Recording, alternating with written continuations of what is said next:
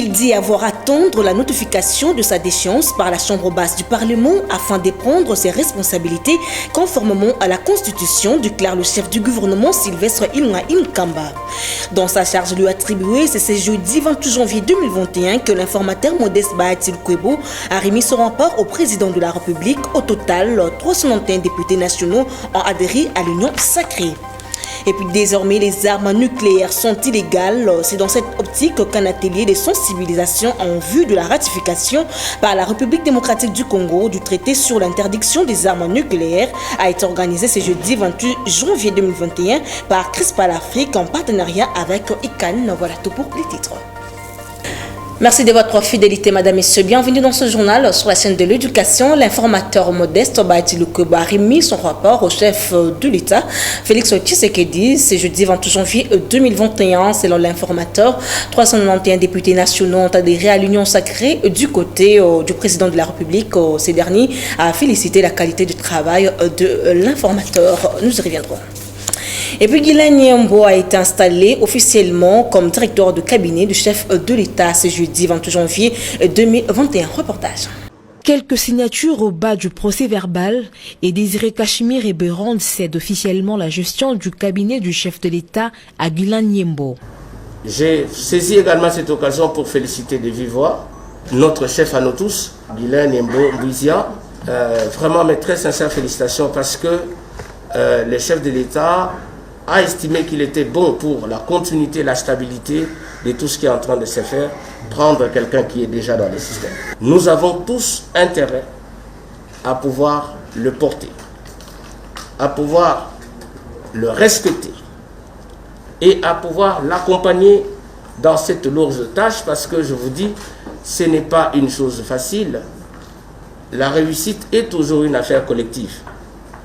Les réussites individuelles sont les plus rares et les plus éphémères. Mais pour une machine comme celle-ci, la réussite est d'abord, avant tout, une affaire collective. Une brève cérémonie de remise-reprise qui met fin à l'intérim assuré depuis plusieurs mois par le directeur de cabinet adjoint et Berande Kolongel.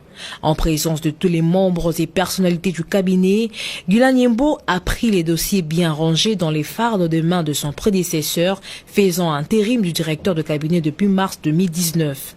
Diplômé d'économie, M. Guilain Nyembo était jusqu'avant sa nomination le 25 janvier dernier directeur de cabinet adjoint chargé de l'économie et des finances. Remerciant Dieu pour son élévation, il a également remercié le chef de l'État avant de rassurer de sa loyauté et abnégation à travailler aux côtés du garant de la nation pour la réussite de sa mission. Je pense qu'il n'y a pas de raison de changer de cap.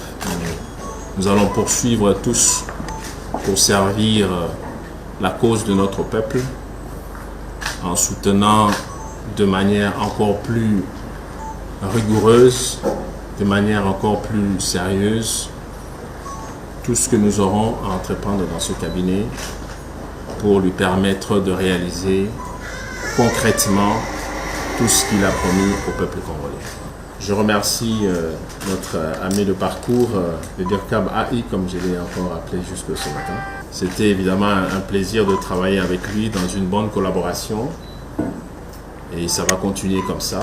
Bon travailleur, combattant de longue date de l'UDPS, ce patriote a toutes les armes pour réussir dans ses nouvelles fonctions.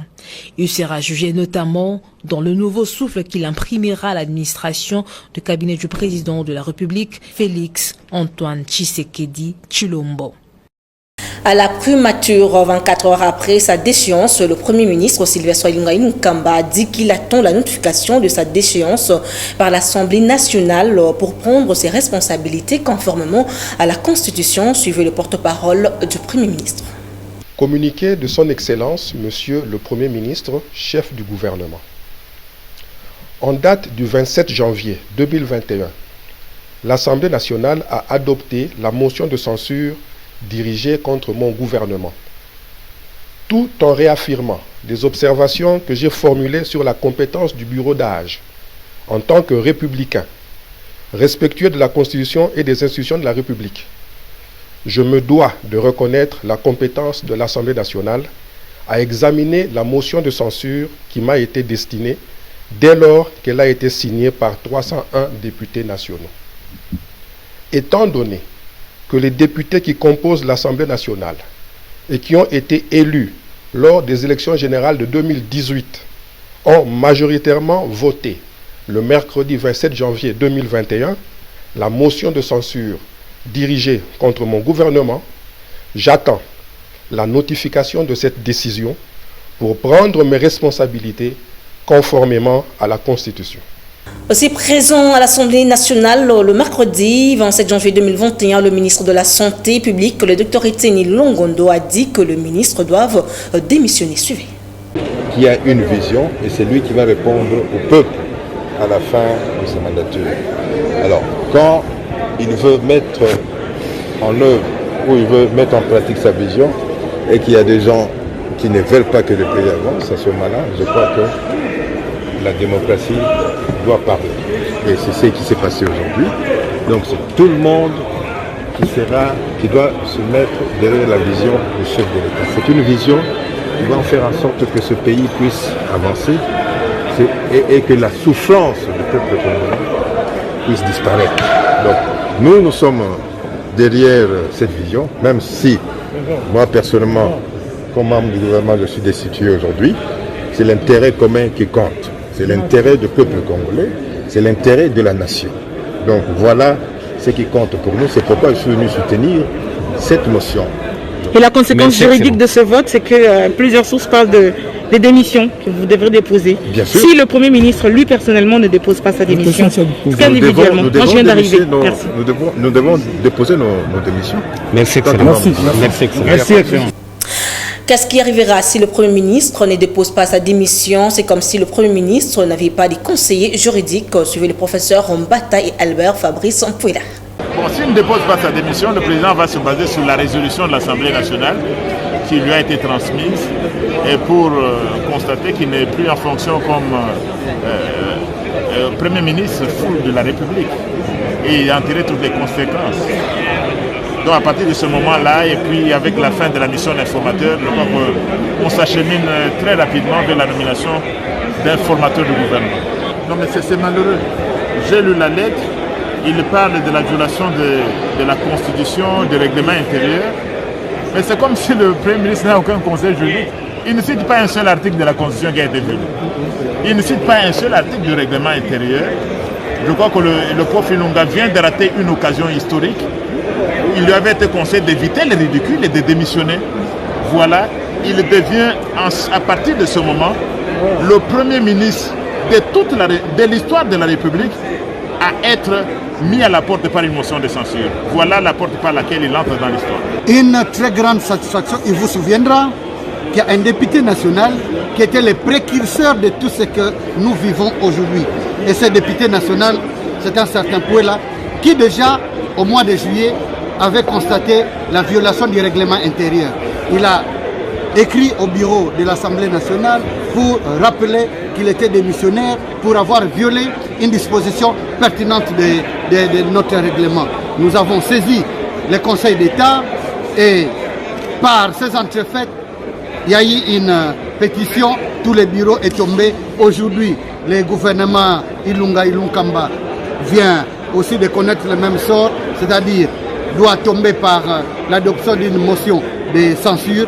C'est une grande satisfaction. Et dans le reste de l'actualité, maître Jean-Marie Kabengela parle d'aucune poursuite judiciaire au cas où le Premier ministre, au chef du gouvernement, refusait de déposer sa lettre de démission au président de la République. Il a en outre précisé qu'après cette déchéance du gouvernement Ilunkamba par l'Assemblée nationale, le président de la République a le plein droit de nommer un nouveau Premier ministre. Suivez maître Jean-Marie Kabengela dans ses propos recueillis par Berlin, Ikaya et Christian Audio. C'est son droit de refuser de déposer la démission comme le lui demande l'Assemblée nationale. Il n'y aura pas de poursuite parce que ce qui aurait dû constituer pour lui une occasion de poursuite pénale, c'est le fait de n'avoir pas réservé suite à la demande de l'Assemblée nationale. Prudent qu'il était ou qu'il est, le Premier ministre s'est donné le temps de faire des observations écrites adressées à l'Assemblée nationale. Par conséquent, il n'a pas commis outrage au Parlement. Il l'aurait commis s'il n'avait pas répondu, même par écrit, à l'invitation de l'Assemblée nationale. Donc s'il refuse de déposer la démission entre les mains du président de la République, ce dernier peut, sans obstacle juridique quelconque, nommer un nouveau Premier ministre formateur du gouvernement. Oui, le chef d'État maintenant le met libre dès lors que le gouvernement est tombé par suite de motions de censure. Le président de la République peut maintenant, d'ores et déjà, nommer un nouveau Premier ministre par voie d'ordonnance, laquelle ordonnance, dans ses dispositions finales, dira que sont abrogées toutes les dispositions antérieures contraires à la présente ordonnance qui entrera en vigueur à la date que le président de la République lui-même va fixer. Par conséquent, avec cette nouvelle ordonnance, l'ordonnance nommant Ilunga Kamba en qualité de Premier ministre va tomber. Non, il a répondu à sa manière. L'invitation de l'Assemblée nationale, le Premier ministre a répondu par écrit. Par conséquent, il n'a pas commis d'outrage envers l'Assemblée nationale. Quand il refuse de déposer la démission entre les mains du président de la République, la Constitution n'a pas érigé ça en manquement susceptible de poursuites pénales. Et donc il peut refuser, il peut le faire, mais justement, si j'étais son conseiller, je lui aurais demandé de ne pas attendre même la motion de censure. Parce que là, il ne va plus bénéficier des avantages et droits reconnus aux anciens chefs de corps constitués. Puisque nous parlons de lui, le Premier ministre Sylvestre Ilunga Kamba doit en principe présenter sa lettre de démission au président de la République au regard de greffe portée à sa charge. Cette déclaration est de Maître Kizito Ngoy, interrogé par Générose Makassila et Diani Minga. Il y a deux possibilités. La première possibilité, elle est juridique, la deuxième est politique. Juridique, le Premier ministre doit constater qu'il a été destitué par une majorité écrasante à l'Assemblée nationale parce qu'une motion de censure lui avait été réservée et que n'ayant pas apporté les éléments de réponse par rapport aux griefs qui lui étaient reprochés, cette dernière, donc l'Assemblée nationale, via la plénière, a décidé à ce que le gouvernement Ilunga Kamba tombe. La deuxième attitude ou deuxième hypothèse, elle est politique, c'est-à-dire qu'il peut s'entêter, mais malheureusement cette hypothèse ne passe pas, dans la mesure où il a été décidé, mieux son gouvernement a été décidé par une majorité écrasante de plus de 367 députés, et donc il n'a aucune autre manœuvre à faire à ce stade, si ce n'est que de déposer sa démission devant le président de la République et bien évidemment attendre à ce qu'il y ait un nouveau gouvernement avec qui il va faire la remise et reprise. Ici, il y avait moins de députés que ça, peut-être même 200, même 250, on parlerait qu'il y a encore un poids politique important à l'Assemblée nationale qui pouvait faire bouger les lignes sur le plan politique, ce qui n'est pas le cas. Il n'a aucune hypothèse pour ne pas démissionner. C'est l'article 147 de la Constitution. Et donc, il doit déposer sa démission dans les 24 heures. Mais refusant de le faire, il sait qu'il doit avoir une hypothèse, soit de saisir la Cour constitutionnelle pour interpréter. C'est l'unique hypothèse. C'est d'aller en contestation de la décision de la plénière devant la haute cour, la Cour constitutionnelle, pour soit l'interprétation ou se faire réhabiliter. Là, c'est une étude technique approfondie que peut-être ces avocats pourraient en train d'être étudiés et c'est l'unique hypothèse qu'ils peuvent faire. Mais utiliser les biceps, mieux l'argument politique ou encore la force politique ne passera pas, ça sera une honte. Il servira tout simplement de retirer de la garde républicaine et peut-être même une interdiction formelle d'accéder à ces bureaux.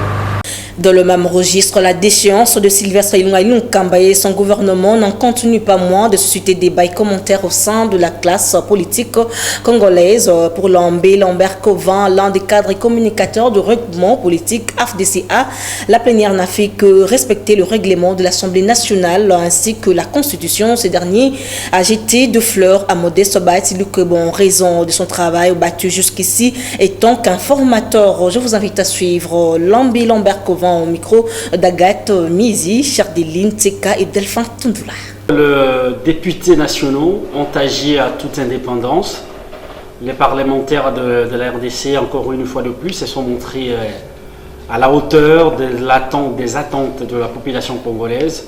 Je voudrais ici rappeler que la déchéance de l'ancien Premier ministre, M. Sylvestre Ilunkamba, répond au texte réglementaire de l'Assemblée nationale.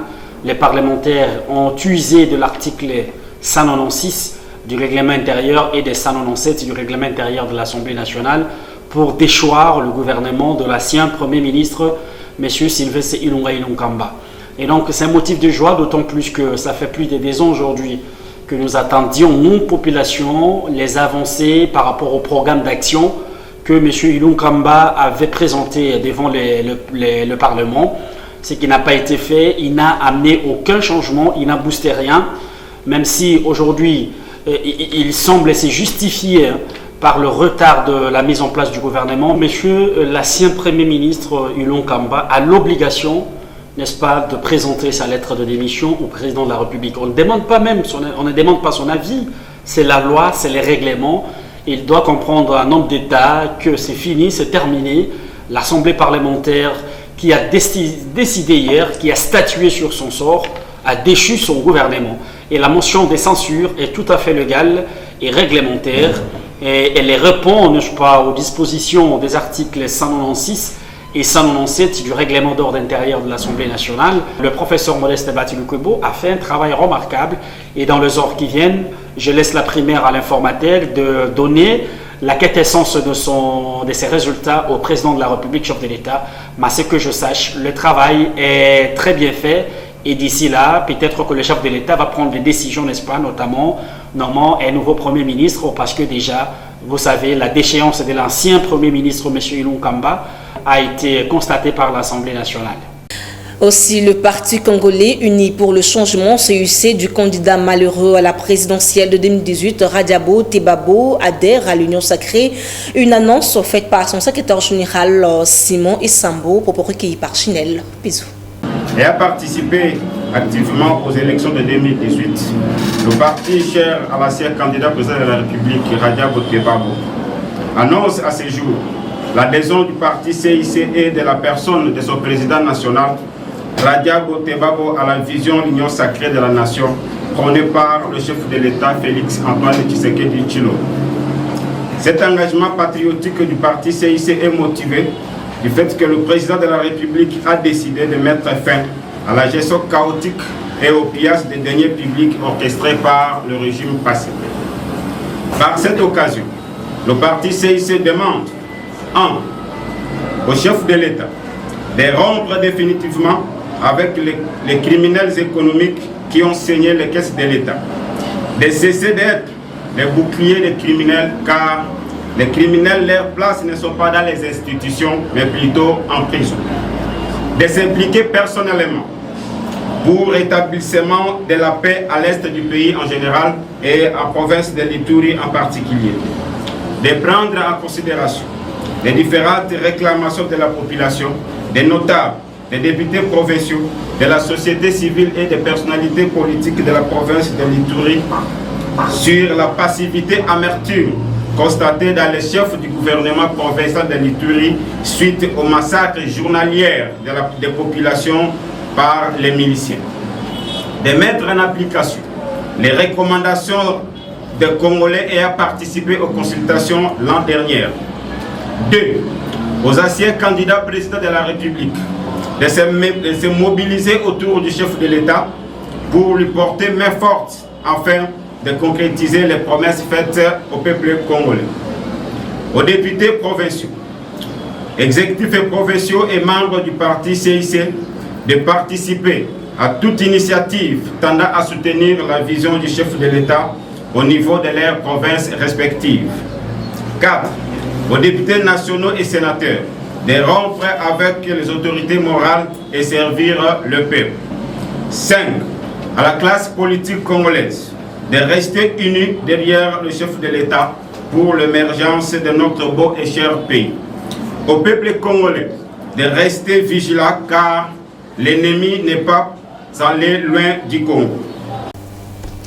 Comme annoncé dans les titres, l'organisation Cri des secours contre la prolifération des armes légères en Afrique a salué l'entrée en vigueur du traité sur l'interdiction des armes nucléaires le vendredi 22 janvier dernier. Crispal réitère son appel à la République démocratique du Congo à s'inscrire dans la dynamique mondiale actuelle. À cette occasion, un atelier des sensibilisations en vue de la ratification par la RDC du traité sur l'interdiction des armes nucléaires a eu lieu ce jeudi 28 janvier 2021 dans l'objectif de pousser le gouvernement à ratifier le dit traité. Cadre choisi, le restaurant diplomatique dans l'enceinte du bâtiment du ministère des Affaires étrangères à Gombe. Delphin Tundula était là pour le compte de CBS. Comme annoncé dans les titres, l'organisation Cri des secours contre la prolifération des armes légères en Afrique a salué l'entrée en vigueur du traité sur l'interdiction des armes nucléaires le vendredi 22 janvier dernier. Crispal réitère son appel à la République démocratique du Congo à s'inscrire dans la dynamique mondiale actuelle. À cette occasion, un atelier des sensibilisations en vue de la ratification par la RDC du traité sur l'interdiction des armes nucléaires a eu lieu ce jeudi 28 janvier 2021 dans l'objectif de pousser le gouvernement à ratifier le dit traité. Cadre choisi, le restaurant diplomatique dans l'enceinte du bâtiment du ministère des Affaires étrangères à Gombe. Delphin Tundula était là pour le compte de CBS. Il est entré en vigueur le traité sur l'interdiction des armes nucléaires en date du vendredi 22 janvier 2021. Chose bien accueillie par Jean-Paul Matouk-Mounan, directeur exécutif de Crispal Afrique, qui pense que ceci restera gravé dans l'histoire de l'humanité. Il s'agit ici du premier instrument juridique de portée internationale visant à remédier aux conséquences humanitaires catastrophiques de l'utilisation et de la mise à l'essai des armes nucléaires. L'organisation Cri des secours contre la prolifération des armes légères en Afrique, Crispal Afrique, salue l'entrée en vigueur le 22 janvier 2021 du traité sur l'interdiction des armes nucléaires et réitère son appel à la République démocratique du Congo à s'inscrire dans la dynamique mondiale actuelle en ratifiant ces traités sur l'interdiction des armes nucléaires pour simplement éviter à la collectivité humaine un hiver nucléaire. C'est ainsi dans l'objectif de pousser au gouvernement congolais à ratifier ce traité. Un atelier de sensibilisation a été organisé ce jeudi 28 janvier 2021 par Crispal Afrique en partenariat avec ICANN au restaurant diplomatique dans l'enceinte du bâtiment du ministère des Affaires étrangères à Gombe. Opportunité à n'y pas rater pour la République démocratique du Congo, a martelé Jean-Paul Matou. Il est donc venu le temps pour la République démocratique du Congo d'entrer dans l'histoire en ratifiant ces traités comme l'ont déjà fait plusieurs États à travers le monde. Dans son exposé, Robert Boufaka Loliki, représentant de l'ONG Crispal Afrique à Kinshasa, a mis un accent sur le pourquoi de l'interdiction des armes nucléaires ainsi que sur plusieurs plaidoyers par la ratification par la RDC de ce traité qu'a mené Crispal Afrique dans le pays. Au sortir de l'atelier, Robert Boufaka revient sur la compréhension de la population en ce qui concerne les armes nucléaires. C'est que la population doit comprendre ceci. Dans cette partie-ci, nous sommes venus juste à apporter l'information compte tenu il y a eu le vote de l'eau au niveau des Nations Unies. Stipulat, c'est que tous les États adoptent et tous les États ratifient et que tous les États se sentent concernés par ça. Voilà pourquoi nous avons amené auprès de la population. Et en menant cette information, nous avons dit aussi ce qui est de l'effet et la conséquence incalculable, désastreuse, fâcheuse même, liée à la circulation des armes nucléaires. Alors nous voulons que la population s'en approprie. De son côté, Adolin Bompongo, chef de bureau à l'Académie pratique congolaise en charge des études et planification, donne l'importance de cet atelier. Je pense que le monde aujourd'hui a plus besoin de paix et que si les nucléaires devraient servir pour de bonnes causes, devraient servir pour des recherches scientifiques qui apportent le développement et non la destruction massive. Comme certains États pensent que posséder Et pour boucler ce journal en sport, bonne nouvelle pour les Congolais. 3 joueurs des Léopards à prime et l'entraîneur principal de l'équipe nationale ont rejoint le groupe dans son quartier général après près d'une semaine d'isolement dû à la Covid-19. Jean-Florent Ibenge Kwangé a dirigé le mercredi 27 janvier 2021 l'entraînement en vue d'affronter le samedi 30 janvier prochain le Cameroun au pays hôte en quart de finale du CHAN. Les explications avec Jean Singoy. Il s'agit de Leïma Tampi, Guy-Serge Moukoumi, Doxa Jikanji et Jean-Florent Ibenge, respectivement 2 gardiens de but, un milieu du terrain ainsi que l'entraîneur principal de l'équipe nationale des Léopards à prime qui ont rejoint les groupes et participent à l'entraînement au terrain 2 du stade Japoma après avoir passé près d'une semaine en quarantaine. J'étais en quarantaine, indépendamment de ma volonté, donc il ne fallait pas essayer de trouver des excuses ou quelque chose comme ça, il fallait juste l'accepter et puis se soigner et respecter les consignes. Le matin du sport, discussion avec le staff, avec les joueurs, avec les téléphones, hein. Et après visionnage des matchs pour pouvoir anticiper et puis préparation des entraînements avec le groupe. Par ailleurs, les médecins de l'équipe nationale, les docteurs Bungu, donnent la lumière en ce qui concerne la santé des léopards. Le championnat est organisé dans ce contexte-là et on nous demande de faire exactement le bilan. Donc pour le moment, ce que nous avons comme effectif du côté des joueurs, c'est 12-3. Donc il reste encore 9 joueurs qui sont en observation. Et il y a un groupe à Douala, 3, et puis les autres sont ici à Yaoundé et les autres sont ici à Douala. Les blessés, il y a juste un que nous sommes en train de récupérer, qui a un problème au niveau du genou. Voilà, donc les autres joueurs se portent bien. Pour les quarts de finale prévus les samedis 30 janvier sous les coups de 20h, où les Léopards vont devoir affronter les Lions indoptables du Cameroun, pays hôte, quelques joueurs se sont exprimés en ces termes. Normalement, le dérangement, nous avons un match à Tanzanie, c'est pour cela que le dérangement fort dans le genou. Pour un match à samedi, nous allons se présenter. Pour l'ambiance, ils ont bien, le moral, ils ont très bien. Tu as vu que la victoire samedi, le moral est bien. Qui m'a occupé dans le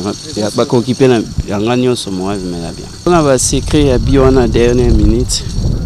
Ils ont un travail ndé pesa résultat wana pe na repousser ti na suka ndé pesa résultat wana match samedi moral na biso eza bien to moni susu ba master au bazaki na quarantaine ba raison de biso et sali biso plaisir à makasi ndé l'axi sous force na biso pour le match ya samedi.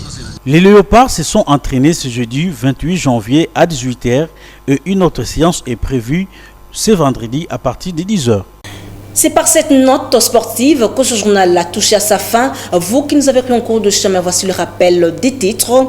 Il dit avoir à attendre la notification de sa déchéance par la Chambre basse du Parlement afin de prendre ses responsabilités conformément à la Constitution, déclare le chef du gouvernement Sylvestre Ilunga Ilunkamba.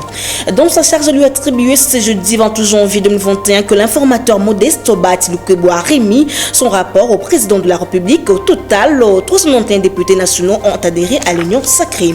Et puis désormais, les armes nucléaires sont illégales. C'est dans cette optique qu'un atelier de sensibilisation en vue de la ratification par la République démocratique du Congo du traité sur l'interdiction des armes nucléaires a été organisé ce jeudi 28 janvier 2021 par CRISPAL Afrique en partenariat avec ICANN. C'était là le rappel des titres. Fin complètement de cette édition du journal dont la chefferie a été assumée par Junior Twendele. Un grand merci à toute l'équipe technique rédactionnelle. Derrière la caméra, c'était Delphin Tundula Guilhem Mbaye Chardeli. En tout cas, merci de votre fidélité. Restez branchés. Je vous retrouve demain pour la grande édition du soir. Au revoir. Vous pouvez suivre cette émission en rediffusion quand vous voulez, où vous voulez, sur www.dab.video. Dab.video, le divertissement congolais.